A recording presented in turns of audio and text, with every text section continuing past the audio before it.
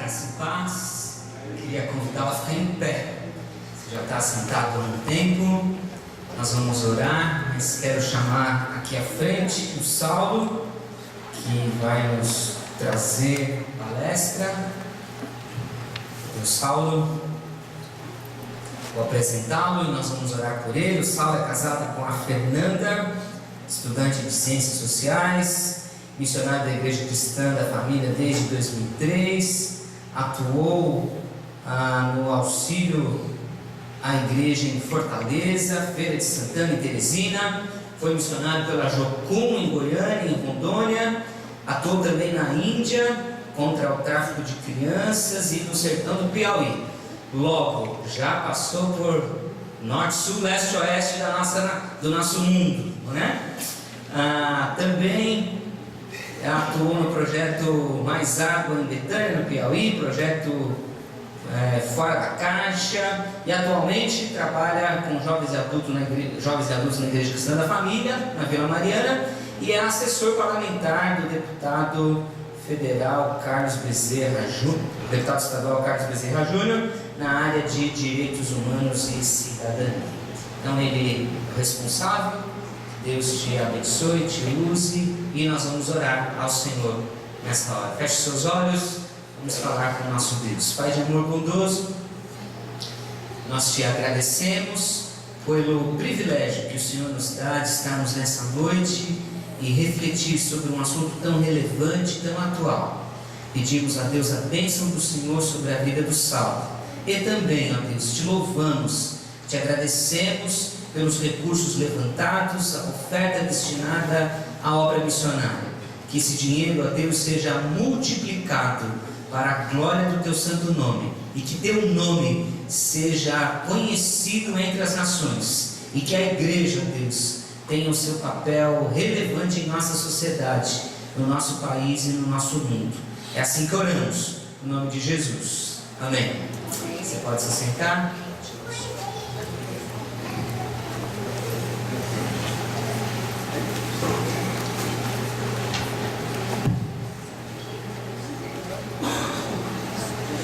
Olá, irmãos, boa noite. Paz do Senhor Jesus. Prazer poder estar aqui com vocês. Eu sempre tive amigos muito próximos, estudantes do Betel, mas dessa vez eu tenho o privilégio de ter a minha esposa, como estudante do Betel, e todos os dias a gente conversa um pouco sobre como tem sido as aulas, como tem sido o tempo dela no Betel. É muito legal porque a gente teve vários amigos que estudaram, e agora esse privilégio também de ter na minha casa um estudante desse seminário. Eu conheci alguns estudantes também ainda nas minhas andanças pelo Nordeste, alguns estudantes do Betel lá na Paraíba. Eu fiquei muito feliz pelo convite, eu agradeço a confiança de poder estar aqui com vocês para compartilhar desse tema, que é um tema muito delicado, é um tema cirúrgico, é um tema do momento, mas que não tem aspirações de se acabar por agora. Esse tema, acredito eu, que ainda vai se perpetuar, porque todos os dias nós temos uma informação nova, Eu já deixo lá na minha casa os canais lá, Globo News, Band News ligado o tempo inteiro, porque a cada momento surge uma novidade, uma bomba, um grampo telefônico, alguma coisa do tipo. E pensando nisso, eu me lembrei de uma música antiga, dos anos 60. O nome da música era The Times They Are Changing. E para quem conhece um pouco da história, sabe que nós temos uma história pré-anos 60 e pós-anos 60. Os anos 60 é uma década que mudou completamente a história, que mudou completamente o paradigma de sociedade, que mudou completamente não só isso nos Estados Unidos, mas que se reverberou pelo mundo inteiro. E essa é uma música dos anos 60, e eu peguei a tradução dela que diz assim, a tradução seria: os tempos eles estão mudando. Diz assim: vamos reunir as pessoas ao redor, por onde quer que andem, e admitam que as águas à sua volta estão subindo, e aceitem que logo vocês estarão cobertos até os ossos. Se seu tempo para você Vale a pena ser poupado, então é melhor começar a nadar, ou irás afundar como uma pedra, pois os tempos, eles estão mudando. Venham escritores críticos, aqueles que profetizam com suas canetas, e mantenham seus olhos abertos. A chance não virá novamente, e não falem tão cedo, pois a roda ainda está girando, e não há como dizer quem será nomeado, pois o perdedor de agora, mais tarde poderá vencer, pois os tempos, eles estão mudando. Venham senadores, congressistas, por favor, escutem o chamado. Não fiquem parados no vão da porta, não congestionem o corredor, pois aquele que se machuca será aquele que nos impediu. Há uma batalha lá fora e está rugindo, e logo irá balançar as suas janelas e fazer ruir as suas paredes, pois os tempos estão mudando.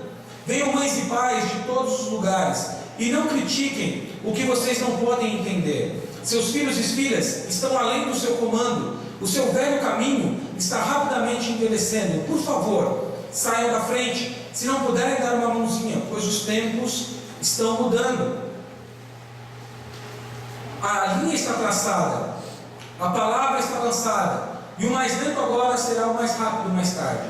Assim como o presente de agora, mais tarde será o passado. A ordem está rapidamente se esvaindo, e o primeiro agora será o último depois, pois os tempos, eles estão mudando.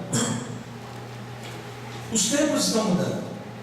Dos anos 60 para cá, muita coisa mudou. Quando nós olhamos para fotos do tempo, dos anos 50, dos anos 40, nós podemos perceber as mudanças arquitetônicas das cidades, nós podemos perceber as mudanças financeiras na vida das pessoas, mas nós nunca conseguimos perceber a mudança política.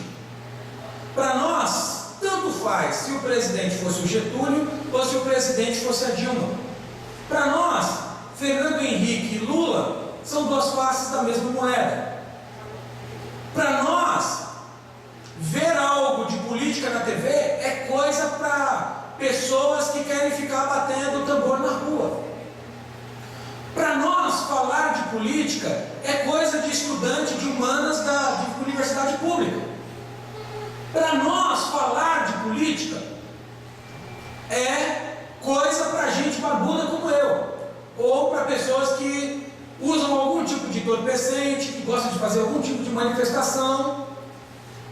Para nós, falar de política sempre pertenceu a um público específico. E os tempos estão mudando porque ninguém detém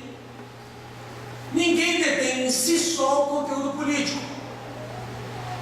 Então, as últimas manifestações surpreendeu todo mundo pelo fato de que elas foram maiores do que as que aconteceram em 2013 e foram de pessoas que não tinham o menor feeling para aquilo. Eram pessoas profissionais, pessoas que já tinham suas empresas e que de repente, em algum momento, ela começou a pensar que a rua também poderia ser dela. Que ela também poderia ir para a rua e segurar uma faixa, e que aquilo não a limitaria como uma estudante de humanas e universidade pública. Os tempos, de fato, no Brasil, politicamente falando, estão mudando. Os tempos não são mais os mesmos. E eu espero que a nossa cabeça se abra para que a gente consiga entender o momento que nós estamos vivendo. Nós não vamos conseguir ter uma avaliação agora, porque amanhã já vai ter uma outra notícia circulando e que pode desfazer tudo aquilo que nós estamos falando hoje. Mas se nós acompanharmos os noticiários, se nós tivermos um mínimo de interesse pelo tema, a gente vai conseguir perceber que as coisas estão mudando. Antigamente no Brasil só era preso pobre. E quando eu vejo no meu noticiário um alto executivo de uma empresa como a Odebrecht ser preso, para mim é um sinal de que os tempos estão mudando. Quando eu vejo no Brasil um senador em exercício ser preso algemado, é um sinal de que as coisas estão mudando. E eu espero que dois componentes mudem também, trazendo um pouco para o nosso lado pessoal. O que precisa mudar é a maneira como nós vemos a política. Nós temos uma visão dicotomizada, e aliás, uma das grandes heranças que a nossa geração carrega a herança de nós sermos extremamente divididos. Então, para nós, tudo é muito compartilhado, tudo muito compartimentado, aliás.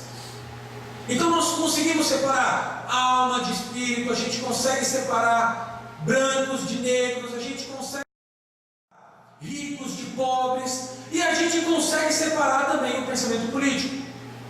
Nós vivemos uma dicotomia de que o que acontece em Brasília são eles e não nós. Isso já foi falado aqui no trabalho um pouco sobre a política, que aí é o outro ponto que eu gostaria de falar. Nós temos uma dicotomia com relação ao que nós vemos a política, e nós temos a dicotomia de pensar como nós nos relacionamos com a política.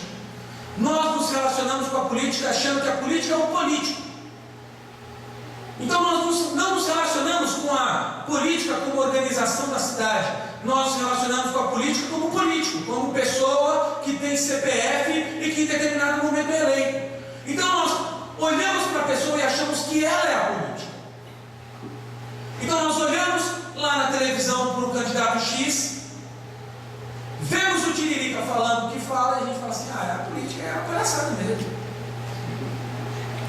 Nós olhamos para o candidato X, que foi pego, grampeado, e a gente fala: a política é essa mesmo. Porque a nossa visão primeiro é dicotômica, porque parece que o Brasil nunca somos nós. Parece que o Brasil nunca somos nós. O Brasil é sempre o outro. Então a gente fala: o Brasil acordou. Mas a foto que a gente coloca lá, ou a foto que a gente compartilha, é uma outra. Não somos nós.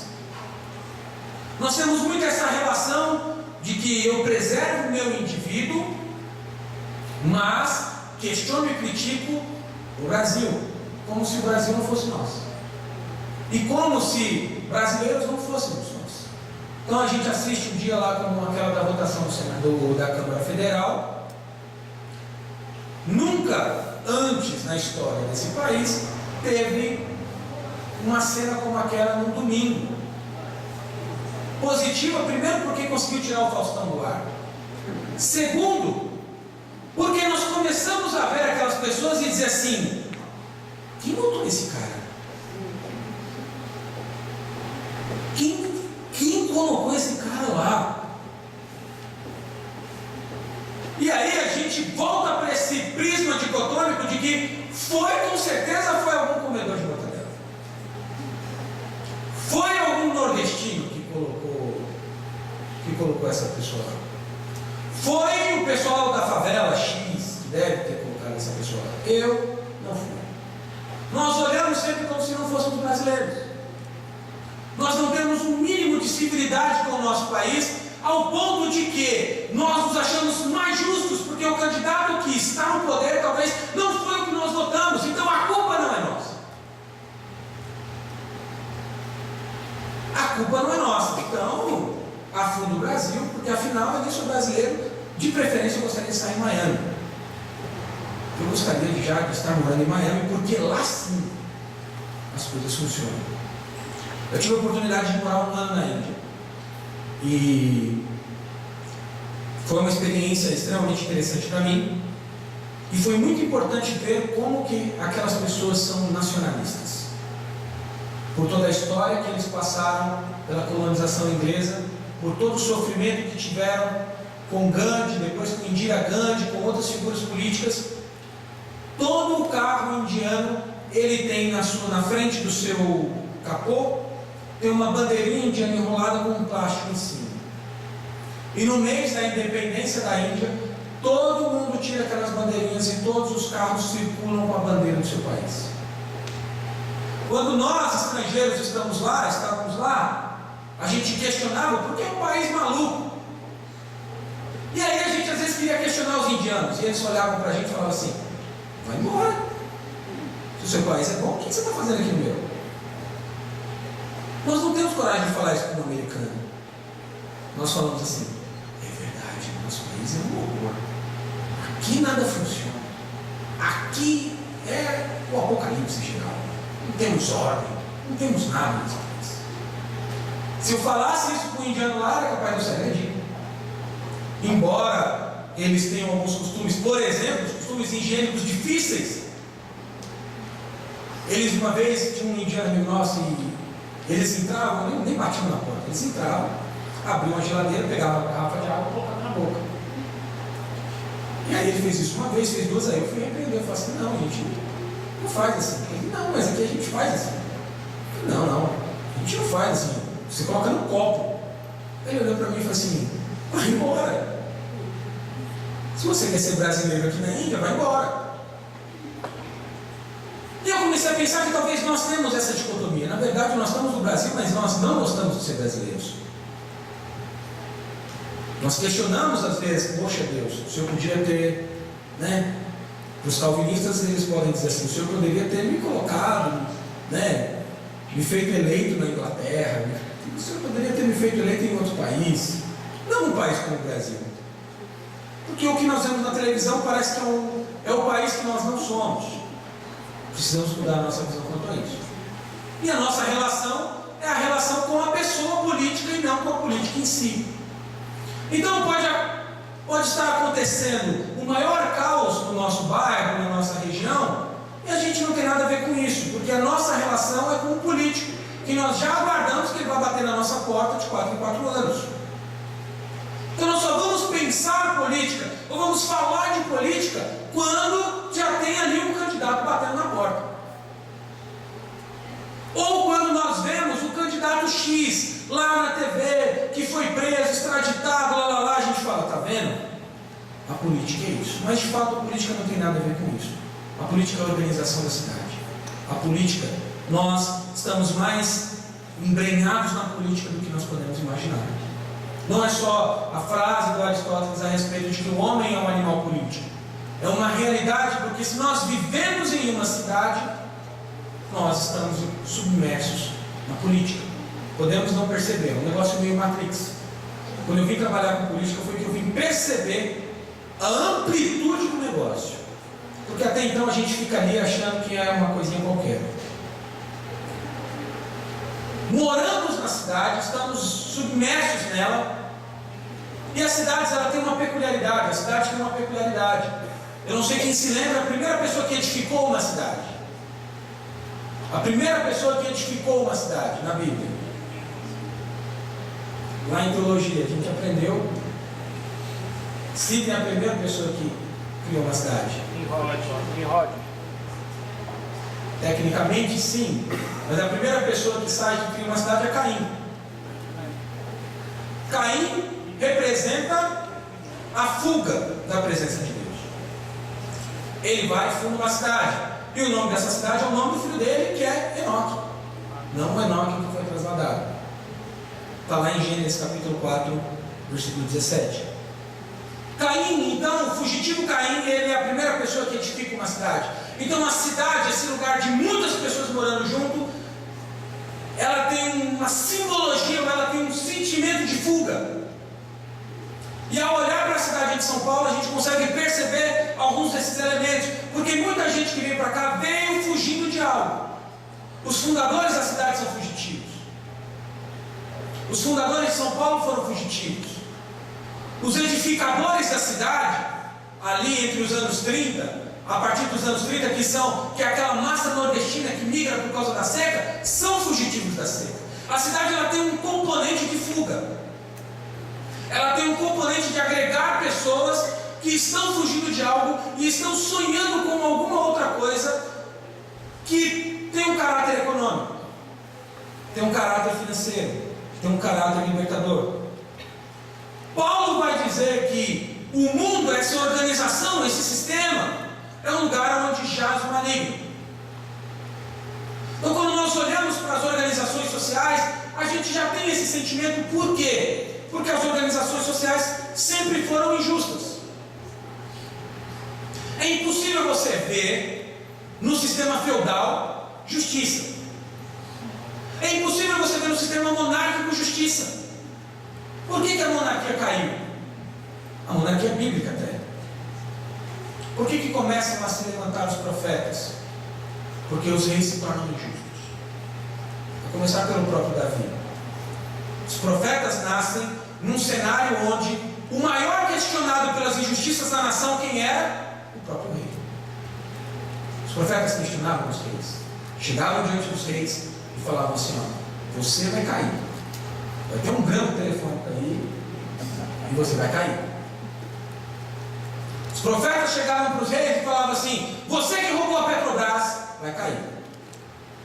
Os profetas chegavam para os reis, se apresentavam para eles e não recebiam louros dos reis, não recebiam culto dos reis. Eles questionavam a justiça dos reis, e pela injustiça deles eles foram tomados pelos babilônios.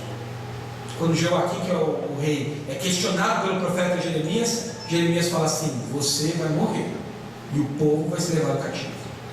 A monarquia não tem justiça. As organizações humanas desse homem caído, desse homem pecador, é impossível produzir justiça. Então é impossível nós olharmos para a política e achar que a política vai ter justiça. E aliás, um dos grandes pensadores políticos, que é o Max Weber, vai dizer que a ética política é um outro tipo de ética. Então é impossível olharmos para um sistema político, para uma organização social e acharmos que ela vai ser justa, e acharmos que ela vai ter a representatividade do reino de Deus na terra. Então, o que nós fazemos? Abdicamos total dessa vida. Esse mundo mesmo jaz no maligno, e aliás, é um sinal escatológico. O mundo tem que piorar mesmo, então que piore, para que Jesus venha. Volte logo, Maranata, ora vem, Senhor Jesus, porque como eu não sou brasileiro, mesmo todos os brasileiros vão para o inferno, e quando ele voltar, ele me leva e me arrebata para o céu. Todos os que votaram no partido que eu não votei, Maranata, ora vem, Senhor Jesus, e que fulmine todo mundo. Esse tipo de pensamento no período medieval era muito constante, e até Agostinho escreve sobre isso. Uma das suas principais obras, que é a Cidade de Deus, ele fala que existe uma cidade que é dos homens e que é injusta mesmo, e que você não consegue olhar para essa cidade dos homens e ver nela representatividade do ser humano criado à imagem e semelhança de Deus. Então ele fala que existe uma outra cidade que há de vir, e que nessa cidade sim existe a representação do reino de Deus.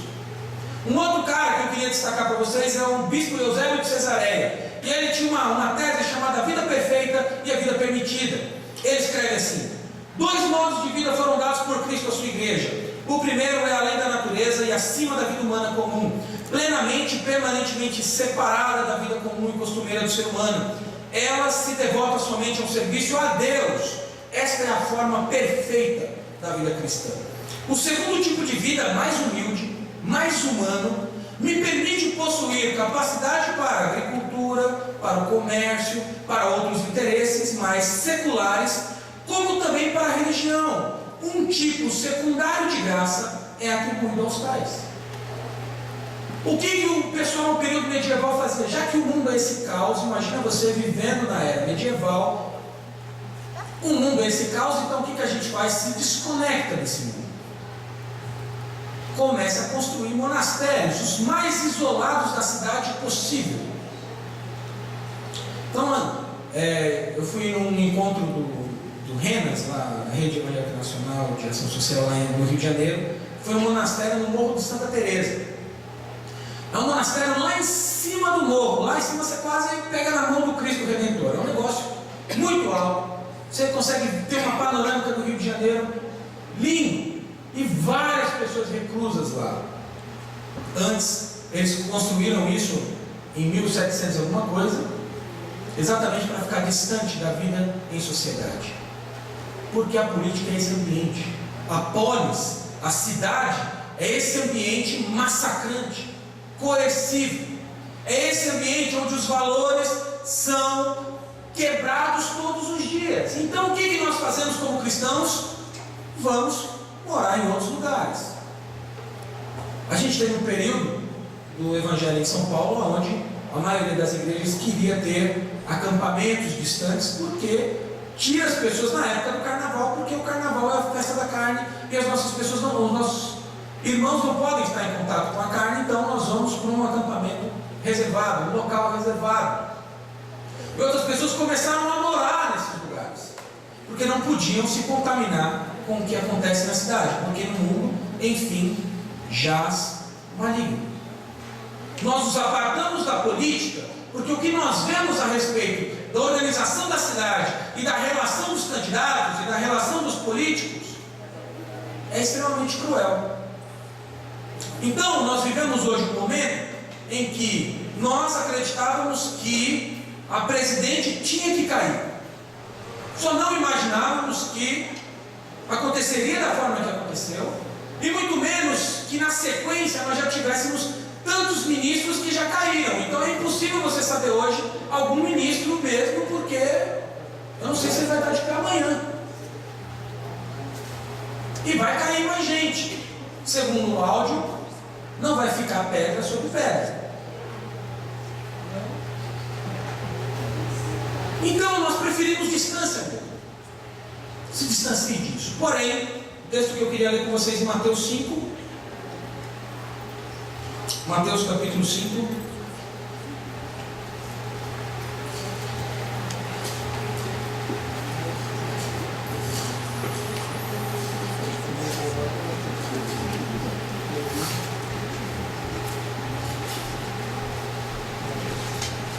Mateus 5, versículo 13. Mas vós, esse vós, ele é geral. Não são alguns poucos escolhidos, separados, condicionados a isso. Mas vós sois. Vós sois. Você é. Eu sou. Sal da terra. Mas, se o sal perder suas qualidades, como restaurá-lo? Para nada mais presta, senão para ser jogado fora e pisado pelos homens. Vós sois novamente a luz do mundo. Não se pode esconder uma cidade situada sobre o monte, nem os que acendem uma candeia e colocam debaixo do cesto, mas no velador. Assim ilumina todos que estão na casa. Assim, pois, resplandeça a vossa luz diante dos homens, para que vejam as vossas boas obras e glorifiquem o vosso Pai que está no céu. Nos apartamos do mundo, e o mundo fica essa escuridão que está aí.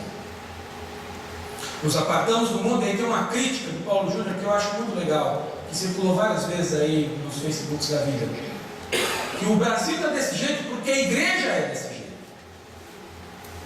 Esses dias eu estava num fórum discutindo essas coisas com um amigo meu, o Gedeon, e o pessoal criticando, porque a bancada evangélica, a maioria são de pentecostais, e ele falou, mas se não, é uma parcela da sociedade expressiva, é uma parcela expressiva. Então a democracia é esse espaço onde todos podem se sentir representados e devem se sentir representados. Essa é a democracia. Nós não somos aristocracia, aonde alguns melhores se destacam e esses são elevados ao poder. Nós somos a democracia, e algumas pessoas mais inteligentes do que eu já disseram que a democracia é o pior regime político, com exceção de todos os outros. Então, nós, no mundo democrático, todas as pessoas podem se sentir representadas, inclusive a comunidade pentecostal. E no fórum uma mulher se levantou e falou assim, olha, mas eu não vejo na Câmara Federal representatividade de mulheres, de negros e de periféricos. E aí, esse meu amigo Gideon se levantou e falou assim, pois bem, sabe quem coloca lá mulher, negro, periférico? As bancadas pentecostais. Benedita da Silva, Marina Silva, foram alçadas, e às vezes a gente tem a tendência de olhar para a bancada evangélica, que é cruel de olhar. 57% dos deputados da bancada evangélica estão em processos judiciais, mais da metade estão em processos judiciais. Olhar para essa bancada é triste, mas por outro lado, precisa revelar a crueza dos nossos atos ao abandonar a cidade. Essa escuridão é um pleno abandono da igreja. Então, às vezes, eu chego em alguma cidade e eu vou conhecer o pessoal do conselho tutelar e vejo um monte de homossexual e não vejo um cristão. Para defender as crianças, não tem um cristão. Está cheio de homossexual. Os professores de ensino infantil, entra numa escola e você vai ver só mulheres dando aula no ensino infantil, e até nos cultivos da igreja. Só temos mulheres representadas nos cultivos da igreja. E nós delimitamos bem o espaço que é para mulher e o espaço que é para homem. Então, se a gente chega no cultivo da igreja e vê um homem dando aula para criança, a gente já vai achar estranho. A gente fala assim, esse espaço aí é para tia, não tem. É difícil ter um tio no trabalho infantil. Não sei na sua igreja, na minha é difícil ter um tio. Tem a tia.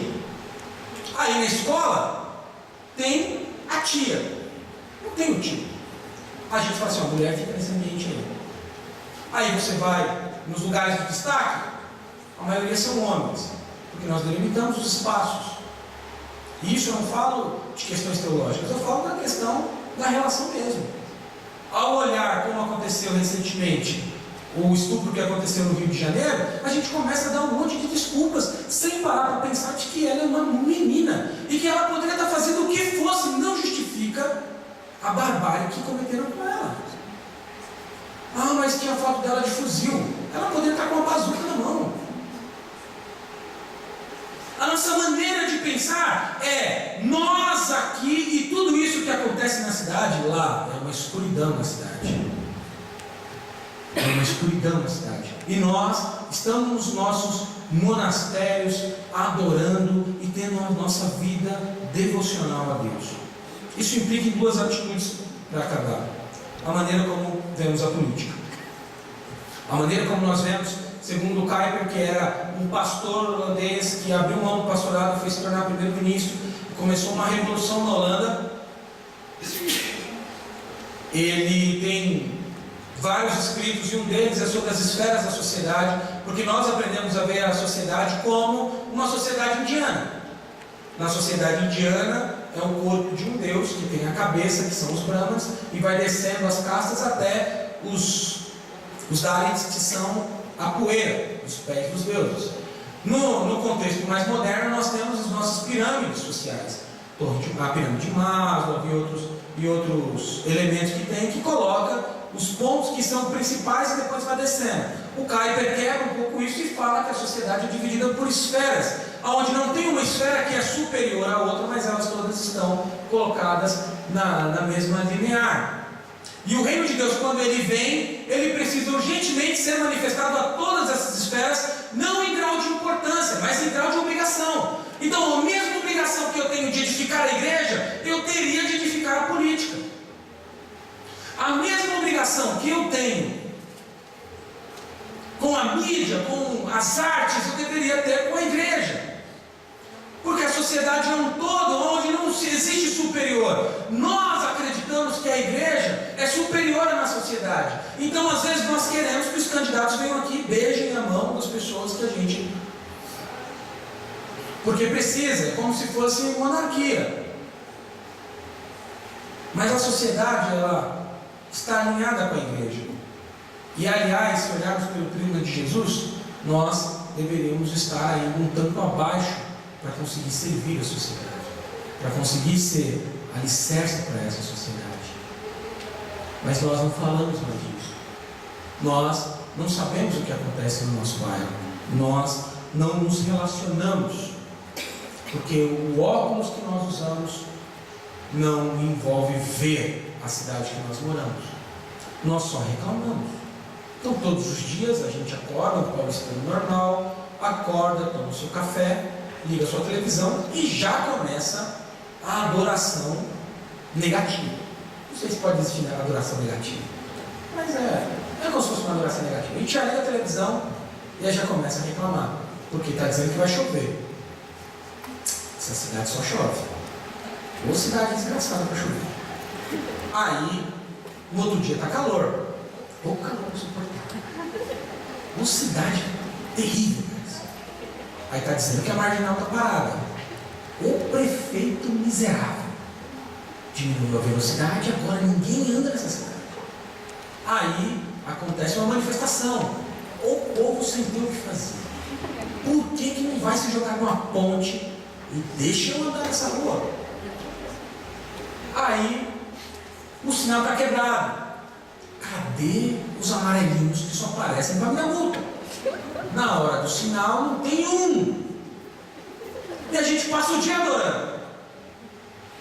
E em nenhum momento tem um pensamento propositivo para a realidade que a gente está vivendo. Em nenhum momento tem um pensamento, inclusive para as pessoas que às vezes vêm lá e batem na porta na janela do nosso carro, pedindo ou precisando de alguma coisa. Isso é tão automático, que eu, com toda essa eloquência, eu já me acho demais, estávamos saindo da casa de uma amiga nossa ali na região de Perdizes, e ali nós estávamos num carro com alguns amigos, eu, minha esposa, alguns amigos, e a gente passou na frente daquele Sesc que tem ali próximo ao Shopping Bourbon, e nos parecia que tinha alguns moradores de rua agitados e uma pessoa socorrendo uma outra, fazendo respiração boca a boca. E a minha esposa, que é mais, eu já sou mais de pé, vamos pensar, vamos olhar. Ela falou, vamos parar, vamos ver o que está acontecendo. Eu vi que tinha uma moça com uma mão no celular. Eu falei, não, já tem alguém socorrendo. E a gente foi embora com aquilo. Isso era bem tarde da noite. E aí a gente vinha conversando sobre isso. E aí fica aquela mistura da razão, de que, poxa, a gente não sabe se para, o carro não era nosso, mas era uma vida. Era uma vida que estava ali. Mas na nossa cabeça, paulistana da pressa, a gente não tem tempo para essas coisas. A culpa disso é do político lá. É lá em Brasília. Eu não tenho nada a ver com isso. Eu nem votei nele mesmo. Nessa mesma ida para a nossa casa, a gente mora aqui na Aclimação, nós erramos o caminho e passamos pela Praça da República umas 2 horas da manhã, 2, 3 horas da manhã. E tinha uma festa só de homossexuais no meio da rua. E tinham 2 pessoas que tinham idades para ser nossos avós, mas eles se pegavam na rua com uma intensidade que, meu Deus, se lambiam, literalmente. No meio da rua, no movimento, outras pessoas jogadas no chão. Onde nós estamos? E aí eu fico pensando onde Jesus está. Na reclamação que nós temos nos nossos posts políticos do Facebook, ou na ação propositiva de melhorias dos sistemas que nós circulamos. A sua universidade provavelmente pode ser um campo onde Deus te plantou, como foi falado aqui, como sementes. Nós também precisamos entender que sementes não são as palavras que nós pronunciamos, mas às vezes as sementes somos nós, porque aquelas sementes se tornam pessoas no reino da palavra. E o fruto, ele é mais celebrado do que a alçada. Então nós ficamos muito tempo celebrando a alçada e não o fruto. Nós fazemos o inverso. Porque na parábola do semeador, quem foi celebrado foi a semente que caiu na boa terra e deu fruto. Nós celebramos porque lançamos as sementes. Caiu aonde? Não sei.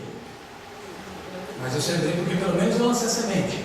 Mas aquela parábola ela indica um fruto. Ela indica que às vezes é uma pessoa que está no lugar certo, na hora certa, na condição exata, e que não se abstém da sua responsabilidade de estar ali.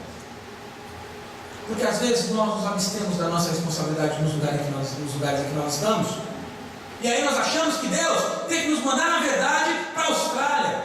Deus tem que nos mandar, na verdade, para Miami. Deus tem que nos mandar, na verdade, para a Indonésia. Deus tem que nos mandar para algum paraíso.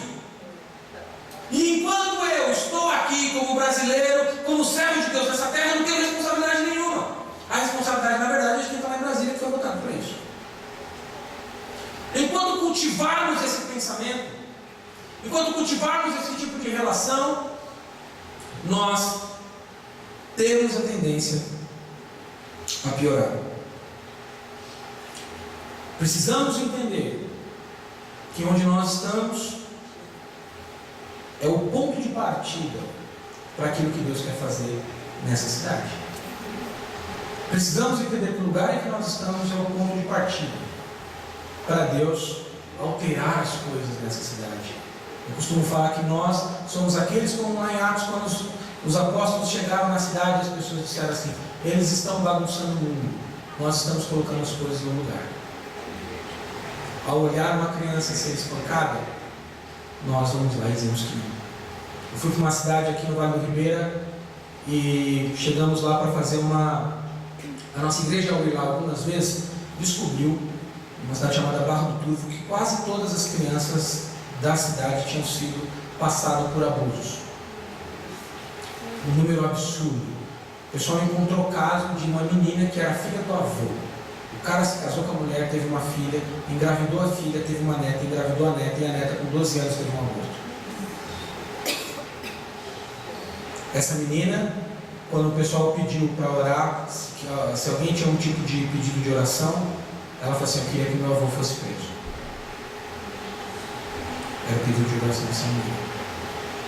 E aí a gente começou a levantar essa bandeira lá. No ano passado teve no dia 18 de maio, que é o Dia Nacional de Combate ao Abuso e Exploração Sexual Infantil, nos convidaram para participar de uma passeata com alunos na cidade. E eu fui lá.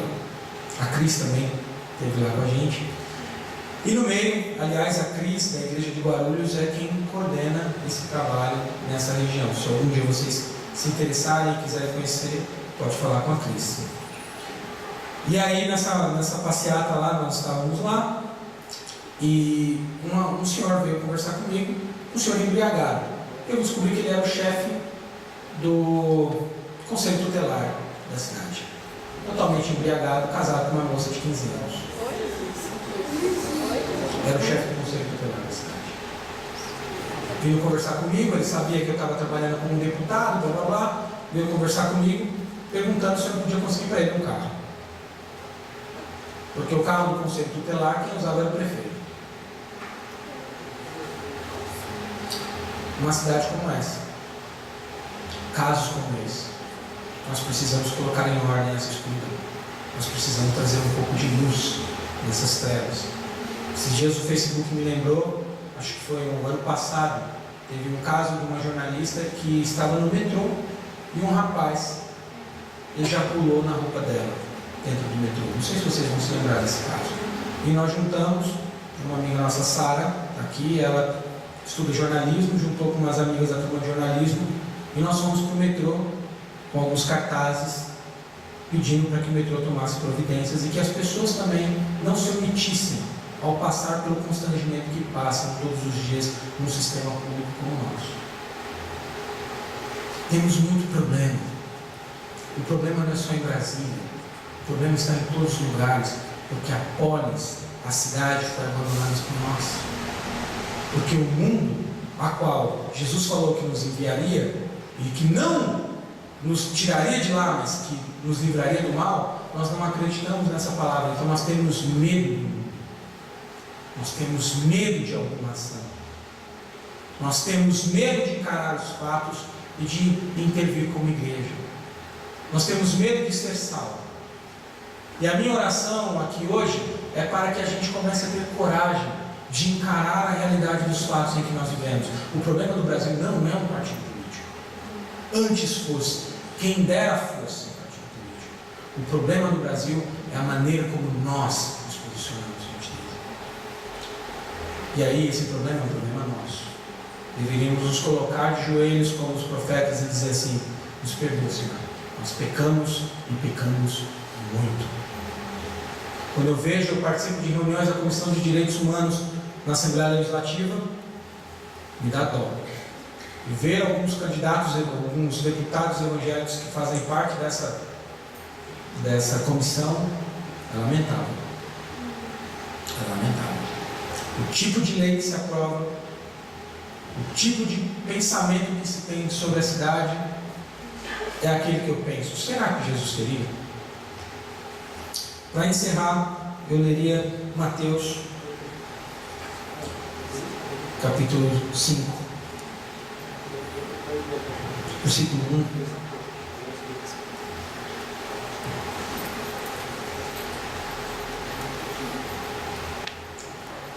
Diz assim: quando viu Jesus as multidões, subiu ao monte, e havendo sentado seus discípulos se aproximaram, e ele começou a ensinar, dizendo: bem-aventurados os pobres de espírito, pois deles é o reino do céu. Bem-aventurados os que choram, pois serão consolados. Bem-aventurados os humildes, pois herdarão a terra. Bem-aventurados que têm fome e sede de justiça, pois serão saciados. Bem-aventurados os misericordiosos, pois alcançarão misericórdia. Bem-aventurados os limpos de coração, pois esses verão a Deus. Bem-aventurados os pacificadores, pois serão chamados filhos de Deus. Bem-aventurados os perseguidos por causa da justiça, pois deles é o reino do céu. Bem-aventurados sois quando vos insultarem, perseguirem e mentindo disserem todo mal contra vós por minha causa. Alegrai-vos e exultai, pois a vossa recompensa no céu é grande, porque assim perseguiram os profetas que viveram antes de vós. Que a gente aprenda a ser bem-aventurado na luta pela justiça, onde quer que nós estejamos. Isso passa pelo nosso cotidiano, passa pelo nosso voto, isso passa pela maneira como nós assistimos, o tipo de notícia que a gente opta por ouvir, por ver e compartilhar. Isso passa por tudo aquilo que nós vivemos, pois se estamos na cidade, pois se estamos aqui hoje, nesse ano, em São Paulo, no dia que se chama hoje, nós temos uma grande obrigação e um chamado a realizar. Que Deus nos abençoe e nos ensine a realizar esse chamado e colocar as coisas no lugar. Amém? Muito obrigado. Deus abençoe.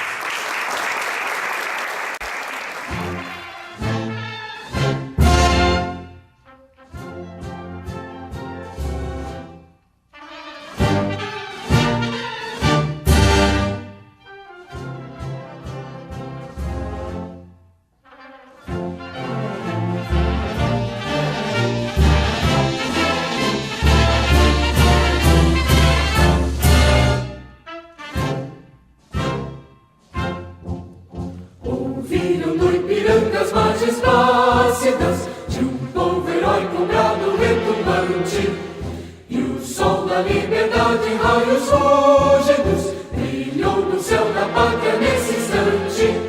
Se o Senhor dessa igualdade conseguimos conquistar com o braço forte, em teu seio, ó liberdade, desafia o nosso peito à própria morte. Ó pátria, pátria,